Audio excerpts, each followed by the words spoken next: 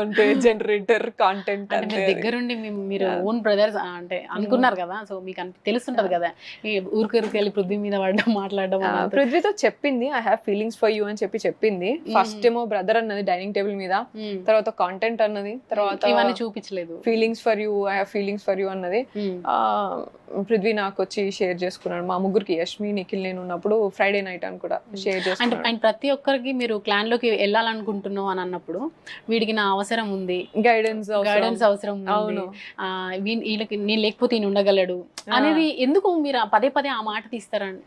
రెండు అసలు guidance support ఇది నేను నమ్ముతా. నేను రియల్ లైఫ్ లో కూడా ఎవరితోనన్నా నేను ఇప్పుడు మామూలుగా ఒక రిలేషన్షిప్ ఉండాలి అంటే దాన్ని యాడ్ ఆన్ చేయాలి, కానీ ఎవరైనా మనతోని కలిసినప్పుడు మనకి యాడ్ ఆన్ అన్న కావాలి, లేకపోతే నేను వాళ్ళకి యాడ్ ఆన్ అవ్వాలి, కానీ it's just not like that అట్లా కాదు అని నమ్ముతా నేను.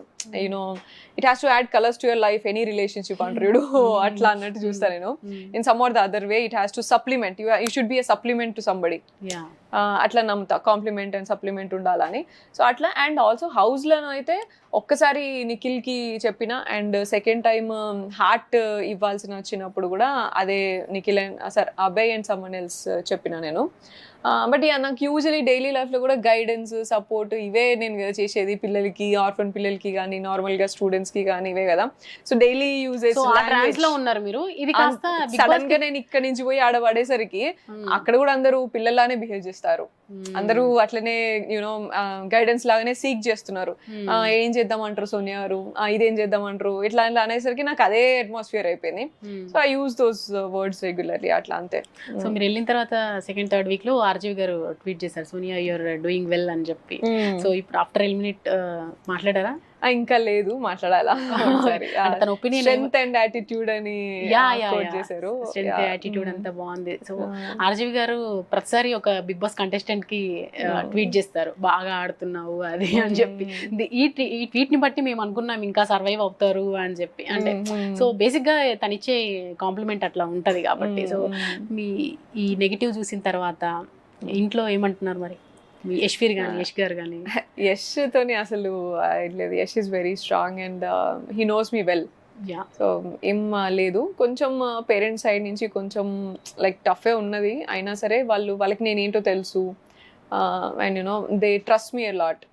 వీళ్ళందరికీ నేను ఒకరిని నచ్చితే ఒకరిని హార్ట్ఫుల్గా తీసుకుంటే ఎట్లుంటా అనేది వాళ్ళందరికీ కూడా తెలుసు. నేను బాండింగ్ ఎట్లా ఉంటా, నేను మాట్లాడినప్పుడు ఎట్లుంటా, ఇవన్నీ వాళ్ళు ఉన్నదే చూసిర్రు. బయటికి కొంచెం అటు ఇటు కట్ చేసి చూపించిన చూసిర్రు, కొంచెం అది కష్టంగానే ఉండే. But they believed in me. ఇది ఫస్టే పెద్దోడు చిన్నోడు అని మాట్లాడింది, సో ప్రాబబ్లీ ఇట్లనే కనెక్ట్ అయ్యి ఉన్నది కావచ్చు, ఇట్లనే అని నమ్మిండ్రు. And ya, but you know that's unfortunate. Like నాకు కాబట్టి I feel very much grateful that నాకు యష్ అనేది సపోర్ట్ లేకపోయింటే ఫ్యామిలీ అయినా ఎవరైనా ఈ ఫ్లక్చుయేషన్కి కొంచెం కష్టమయ్యేది. Yash is very powerful and very nice person. Like you know, he understands like నేను ఏం చేస్తా, నేను ఎట్లుంటా అనేది ఆయనకు అన్ని తెలుసు కాబట్టి నేను ఐఎమ్ లక్కీ ఎనఫ్. వేరే అమ్మాయిలకి ప్రాబ్లం పాడారు కదా, ఇంటెలిజెంట్ గా వాడారంట. అది ఇంటెలిజెన్స్ ఏం లేదు, అప్పుడు ఆ టైంకి వచ్చింది అంతే. అసలు సాటర్డే వస్తే చాలా అసలు గుండె ఇట్లా డగ్ డగ్ డగ్ డగ్ అంటా ఉంటది కాదు. అంత టైంలో నేను అంత ఆలోచించి చేసేది దట్ వాస్ న్యాచురల్ అంతే, నేనేం ఆలోచించలేదు. సోనియా గారు ఇప్పుడు ఈ Bigg Boss during the Bigg Boss అంటే మీ ఫ్యామిలీ తరపు నుంచి ఒకరికి ఇట్లా వార్నింగ్ అప్ కాల్స్ వెళ్తున్నాయి, వార్నింగ్ చేస్తూ కాల్స్ వెళ్తున్నాయి బెదిరింపుగా అని చెప్పి అంటున్నారు. సో అది ఎంతవరకు నిజం? అంటే నిజంగానే మీ వాళ్ళు బెదిరిస్తున్నారా వేరే వాళ్ళని ఇట్లా నెగిటివ్ గా ప్రొజెక్ట్ చేస్తున్నారని చెప్పి? మా ఇంట్లో బెదిరించడం అంతా ఉండదు. నేను నేర్పించింది ఏంటంటే మా ఇంట్లో వాళ్ళు నాకు ఇప్పటివరకు వాళ్ళు అగేన్స్ట్ ఉంటారు. మామూలుగా ఏదైనా అయితే లీగల్ పోవచ్చు కదా, ఏమన్నా క్వశ్చన్ చేయాలి, లీగల్ గా క్వశ్చన్ చేయాలి, and you know you have to question for everything అని నన్ను ఏదైనా సరే నేను వేరే వాళ్ళకైనా అట్లనే సజెషన్ చాలా మందితోని లైక్ యూనో కేసు పెట్టేటప్పుడు అని పోలీస్ కేసు పెట్టి లీగల్గా ఫైట్ చేయాలి దీనికి అని చెప్పేసి సపోర్ట్ చేసినవి ఉన్నాయి. నాకేమైనా ఉన్నప్పుడు నేను కూడా పోయి షీ టీమ్స్లో అట్లంతా ఫైట్ చేసినవి కూడా ఉన్నాయి. సో నేను అట్లే చెప్తా, ఏదన్నా అయినప్పుడు జస్ట్ అట్లా వదిలేయద్దు అని చెప్పేసి అన్నవి ఉన్నాయి, నేను చేస్తా కూడా డైలీ లైఫ్లో. సో ఇప్పుడు ఇట్లా అయినప్పుడు వీళ్ళకి కొంచెం టఫ్ అనిపించిందంట. And like I think Adi Reddy గారు అనుకుంటా స్టార్ట్ చేసింది. రివ్యూస్ ఇచ్చే వాళ్ళు కూడా మీరు బయటకు వచ్చిన తర్వాత డాన్స్ వేయడం ఆదిరెడ్డి గారు అనుకుంటా చాలా ఎక్స్ట్రీమ్ చేసిండంట ఆయన. సో ఆయన మీద కేసు పెట్టారు. వచ్చిన తర్వాత కంటిన్యూ చేద్దాము అనేసి అనుకున్నాము. బట్ నాకు అర్థమైంది ఏంటంటే ఆడ 100 మంది ఉన్నారు, almost 100 close to 100 reviewers YouTubers అన్ని మాట్లాడుతున్నారు. క్లోజ్ టు 400 ఫ్యాన్ పేజెస్ ఉన్నాయి నాకు.